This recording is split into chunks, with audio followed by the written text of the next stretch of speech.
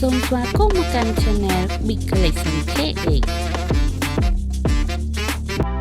ជម្រាបសួរបងប្អូនទាំងអស់គ្នាថ្ងៃនេះ Channel យើងខ្ញុំមានអាវក្រៅម៉ូដថ្មីរបស់ក្មេងបង្ហាញលោកអ្នកចំពោះអាវក្រៅនេះផងដែរជាប្រភេទអាវដែលវែងមានមួកនៅខាងផ្នែកខាងមុខមានរូតមួយនិងហៅប៉ៅពីរផងដែរចំពោះផ្នែកខាងក្រោយមានឡាយជាមួយនឹងតុក្កតាច្រើនផងដែរ